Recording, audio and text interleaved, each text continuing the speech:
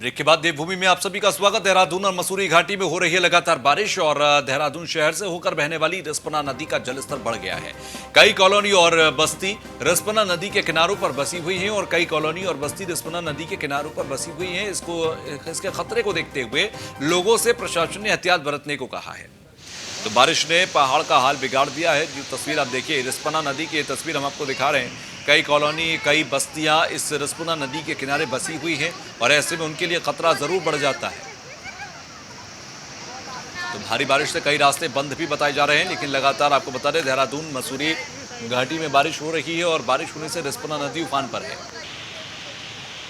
तो ये रिस्पना नदी की तस्वीर हम आपको दिखा रहे हैं जो कि लगातार उफान पर है। रिस्पना नदी के किनारे कई बस्तियां और कॉलोनी बसी हुई हैं, तो ऐसे में उन पर खतरा जरूर आ जाता है।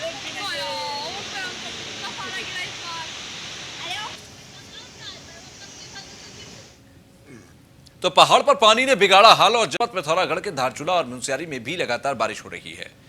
तो पहाड़ पर पानी लगातार बरस रहा है, बारिश लगातार बरस रही है। बारिश ने बागेश्वर में भी हाल बिगाड़ा हुआ है। तो देहरादून में भी लगातार बारिश हो रही है, बाकी जनपदों में भी बादल छाए हुए हैं। तो लगातार बारिश की वजह से पहाड़ पर पानी ने खेल बिगाड़ा हुआ है और आपको बता दें लगातार बारिश होने से मौसम काफी खराब है। जनपद पिथौरागढ़ के धारचूला और मुनस्यारी में भी लगातार बारिश हो रही है। बारिश ने बागेश्वर में भी हाल बिगाड़ा हुआ है। देहरादून में लगातार बारिश हो रही है। तो मुनस्यारी में, मसूरी में हर जगह बादल बरसते दिखाई दे रहे हैं। तो बारिश ने चार धाम यात्रा का मार्ग भी बिगाड़ दिया है। आपको बता दें कि ऋषिकेश बद्रीनाथ मार्ग चमोली के जिले के लामबगड़, पागल नाला, भनेर पानी, छीनका काली मंदिर और तूता घाटी में मलबा आने के कारण बंद है। लिंक मार्ग गोपेश्वर, पोखरी भापला, मंडल धोबीधार भी बंद है और टनकपुर घाट राष्ट्रीय राजमार्ग धौन और स्वाला के मध्य मलबा आने के कारण बंद है। पिथौरागढ़ में मुनस्यारी, मदकोट मार्ग, जौल जीबी, मदकोट मार्ग, तबाघाट पांगला मार्ग, तबाघाट सोबला मार्ग, थल मुनस्यारी मार्ग मलबा आने से बंद हो गया है। इसके अलावा चंपावत में टनकपुर चंपावत मार्ग पर मलबा आने से बंद है। रुद्रप्रयाग में केदारनाथ राजमार्ग गौरीकुंड में अवरुद्ध हुआ है। तो लगातार बारिश की वजह से हाल बेहाल है। रेजिडेंट एडिटर फहीम तना हमारे साथ जुड़े हैं। फहीम, उत्तराखंड के अंदर भी स्थिति क्या है, क्योंकि लगातार बारिश की वजह से कई राजमार्ग बंद हैं, कई नदियां उफान पर हैं। बिल्कुल, देखिए तुषार, अभी ये स्थिति बनी रहेगी इस तरीके की।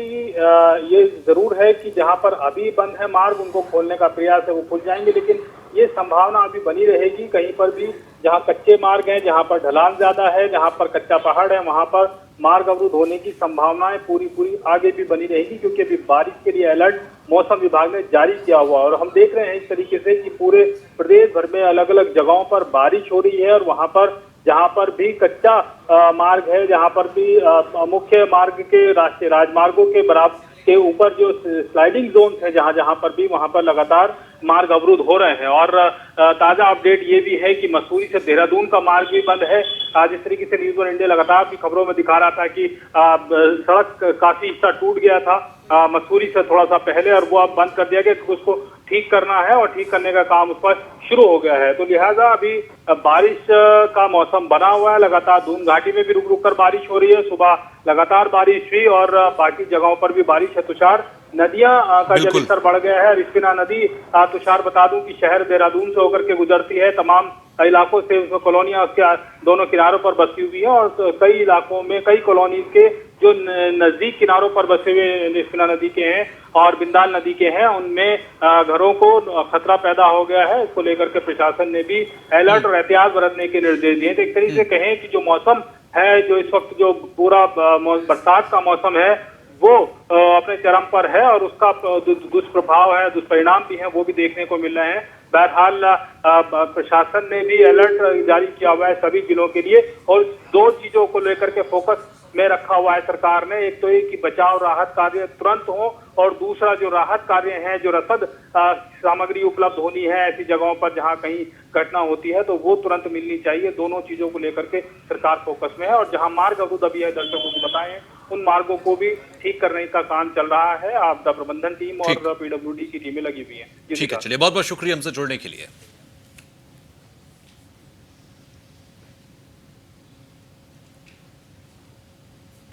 तो वहीं नैनीताल के दूरस्थ क्षेत्रों के अंदर लोगों की मुश्किलें कम होने का नाम नहीं ले रही। बरसात के बेताल घाट में तहसील के अंदर उफनती कोसी नदी को पार कर रोजमर्रा की जरूरतों को पूरा करने के लिए स्थानीय लोगों को जान जोखिम में डालनी पड़ती है।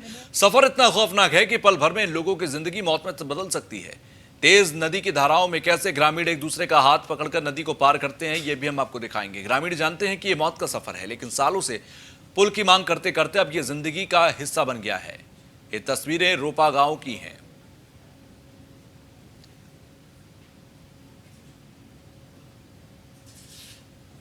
इसलिए किया जा रहा है कि वो वाला रास्ता खराब है और जाने का भी कोई रास्ता नहीं है, तो इसलिए हमको रिक्शे में ये कोसी पार करनी पड़ रही है और कोई रास्ता भी नहीं है और ना ही पुल है ना सड़क है, कोई दूसरा मार्ग भी नहीं है, तो इसलिए हमको इतना रिक्शा लेके कोसी पार करना पड़ा है।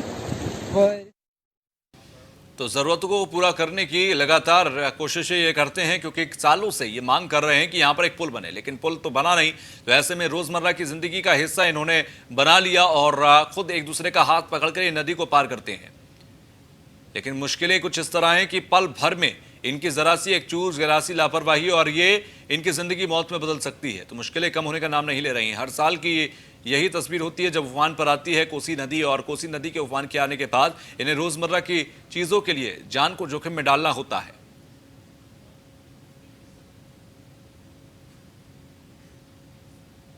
इतना रिक्शा लेके कोसी पार करना पड़ा है। वो इसलिए किया जा रहा है कि वो वाला रास्ता खराब है और जाने का भी कोई रास्ता नहीं है, तो इसलिए हमको रिक्शे में ये कोसी पार करनी पड़ रही है और कोई रास्ता भी नहीं है और ना ही।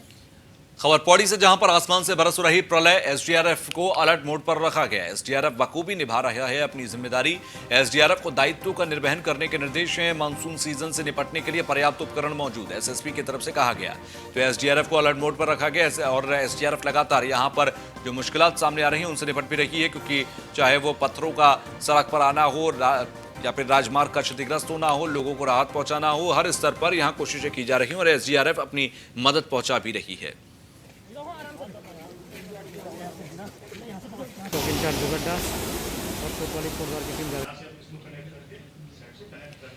तो एसडीआरएफ को अलर्ट मोड पर रखा गया और बखूबी अपनी जिम्मेदारियों के एसडीआरएफ निभाने की तस्वीरें लगातार सामने आ रही हैं। किसी भी चुनौती से निपट रही है एसडीआरएफ। बारिश का भी ज़्यादा हमको पहले ही इन्फॉर्मेशन मिल जाता है, आज हेवी रेन है, सो उसमें हमने सभी को निर्देश कर देते हैं एंड सभी लोग अलर्ट रहते हैं। उसमें थाने में एक टीम भी अलर्ट रहते हैं एंड हमारे पास सभी डिजास्टर इक्विपमेंट में है, सो सबको निर्देशित किया गया है कहीं भी कुछ भी घटनाएं हो जाए तो तुरंत ही वहाँ पहुंचे। एंड इसके अलावा हमारा fire service and SDRF team भी यहाँ पर है, उनको भी हमने निर्देशित किया गया है कोई भी घटनाएं होने पर तुरंत ही मौका। तो एसडीआरएफ बखूबी अपना काम कर रही है, अपनी जिम्मेदारियों को निभा रही है और एसएसपी को भी आपने सुना किस तरह से उन्होंने कहा कि एसडीआरएफ को पूरी तरह से अलर्ट पर रखा गया है और जगह जगह जो एसडीआरएफ की टीम्स हैं वो लगी हुई हैं, जिससे कि बहुत जल्द ही त्वरित वहां पर कार्रवाई की जा सके। अगर कहीं पर भी मलबा खिसक कर आए या कहीं पर भी कोई घर या कोई खेत या कोई लोग इसकी चपेट में आए तो उनको तुरंत राहत पहुंचाया जा सके। मुकेश बच्छेती हमारे साथ पौड़ी से जुड़ गए हैं। मुकेश, अभी पौड़ी में क्या स्थिति है, कैसे हालात? अगर पौड़ी की बात की जाए तो देर रात से ही यहाँ पे लगातार बारिश जारी है और जो नदियों का जलस्तर है वो बढ़ गया है, जिसको देखते हुए जिला प्रशासन ने सभी विभागों को अलर्ट पे रखा है। अगर कोई भी अनहोनी होती है उसके लिए सभी विभागों को अलर्ट में रखा गया है। जी, पौड़ी के अंदर एसडीआरएफ लगातार तैनात ही है और इसके अलावा वहां पर लगातार बारिश भी हो रही है। बारिश की वजह से कोई अभी तक स्थिति किस तरीके की है, क्योंकि नदियां उफान पर होंगी, बरसाती और जो पहाड़ी नाले हैं वो भी उफान पर होंगे? जी बिल्कुल, जो पहाड़ी इलाका पौड़ी का रहता है तो यहाँ पर नदियां बरसात के मौसम में काफी उफान पे होती हैं और कई संवेदनशील इलाके ऐसे रहते हैं जो धंसने की कगार पर रहते हैं। उसको देखते हुए जिला प्रशासन ने इन स्थानों के लिए एनडीआरएफ की टीमों को गठन पहले ही कर दिया था। अगर ऐसी कोई भी आपत्तियां घटना होती है तो वहां पर एनडीआरएफ की टीम को आसानी से पहुंचाया जा सकता है। इसके साथ ही जो नैयार नदी है और जो श्रीनगर की जो नदी है उनके जलस्तर पर भी गहराई से नजर रखी जा रही है कि ऐसी कोई भी घटना होती है तो वहां पर तत्काल राहत सामग्री पहुंचाई जा सके। जी ठीक है, चलिए बहुत बहुत शुक्रिया। अब खबर मसूरी से, जहां पर तेज बारिश से जनजीवन अस्त व्यस्त है। मलिंगार टिहरी बस स्टैंड के पास भारी भूस्खलन हुआ। स्टैंड के पास भारी भूस्खलन से राजमार्ग बाधित हुआ है। आपको बता दें कि मौसम विभाग ने जारी किया है अलर्ट। मसूरी जिला प्रशासन ने भी जारी किया रेड अलर्ट। 13 और 14 को उत्तराखंड के पहाड़ी क्षेत्रों में भारी बारिश की चेतावनी है। संबंधित अधिकारियों को अलर्ट पर रहने के निर्देश हैं।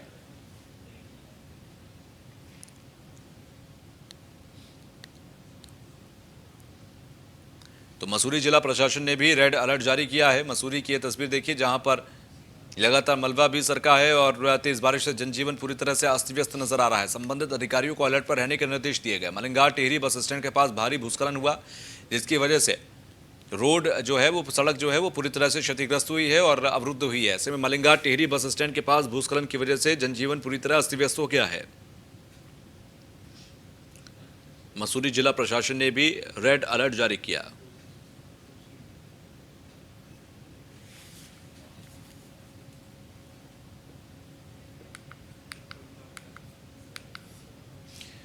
तो वहीं रुद्रप्रयाग की केदार घाटी में बारिश और भूस्खलन तांडव मचा रहा है। बरसाती गदेरे में बहते भारी भरकम बोल्डर कैमरे में कैद हुए। गदेरे में बह रहे बोल्डर इतने बड़े हैं कि द्वितीय केदार के रूप में विश्वविख्यात मदमहेश्वर धाम को जोड़ने वाले उखी मठ राशि मोटर मार्ग का एक बड़ा हिस्सा भी अपने साथ बहाकर ले गए। रुद्रप्रयाग की केदार घाटी में बीते दिनों से हो रही बारिश से जनजीवन पूरी तरह अस्त व्यस्त है। तस्वीरों में आप देख सकते हैं किस तरीके से बड़े बड़े बोल्डर, भारी भरकम बोल्डर इन ताती नालों के साथ बह रहे हैं और उसमें किस तरीके से पूरे के पूरे मार्ग क्षतिग्रस्त हो रहे हैं। ये तस्वीर आप देखिए, इस तस्वीर में आपको नजर आएगा किस तरीके से बोल्डर पूरे के पूरे रास्ते को अपने साथ बहाकर ले जा रहे हैं।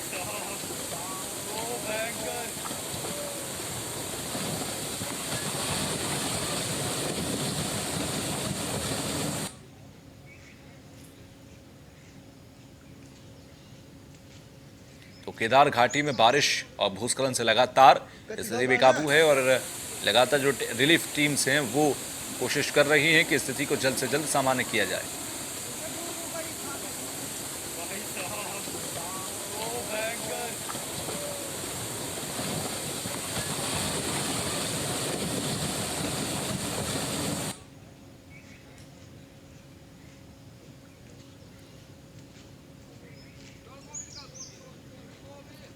कति दो करना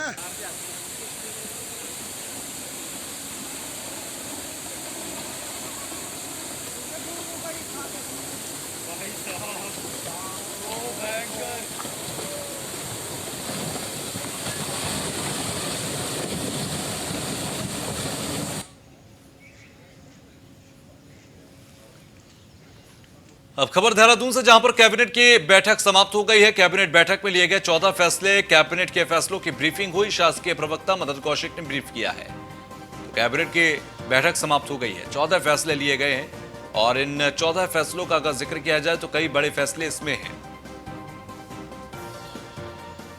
शासकीय प्रवक्ता मदन कौशिक ने ब्रीफिंग भी की। प्रेस ब्रीफिंग में उन्होंने 14 फैसलों के बारे में जिक्र भी किया है और तमाम जानकारियां दी।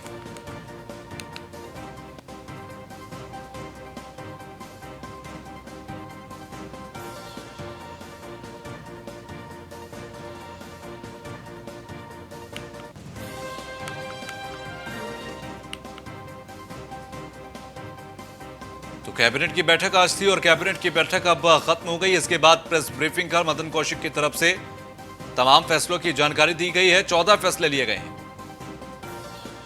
तो कैबिनेट के कुछ बड़े फैसले जो हैं वो हम आपको बताते हैं। देहरादून में विधानसभा का मॉनसून सत्र 23 सितंबर से होगा।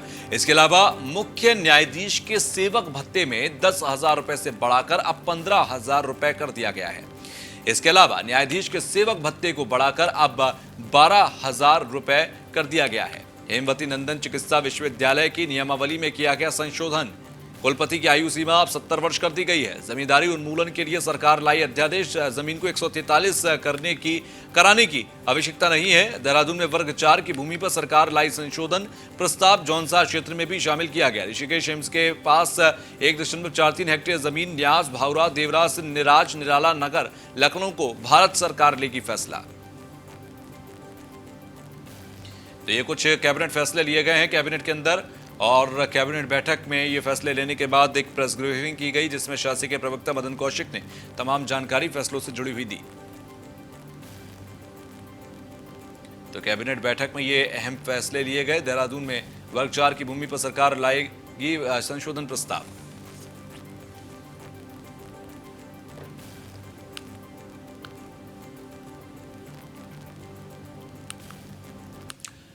खबरों में आगे बढ़ते हैं। 1.5 साल की मासूम को रोते बिलखते छोड़ महिला ने अपने प्रेमी के साथ जहर खाकर अपनी जीवन लीला समाप्त कर ली है। दिनेशपुर रामबाग गांव की रहने वाली पूनम का विवाह 3 साल पहले दिनेशपुर वार्ड नंबर 1 निवासी दुर्जो के साथ हुआ था। दुर्जो अपनी पत्नी को लेकर दिल्ली में काम करता था, लेकिन उसकी पत्नी के साथ आए दिन अनबन होती रहती थी। इसी बीच दोनों का एक बेटा हुआ जो इस समय 1.5 साल का है। उसी बीच उसका प्रेम प्रसंग भी गांव के ही रहने वाले राहुल मंडल से हो गया, जो अभी अविवाहित था।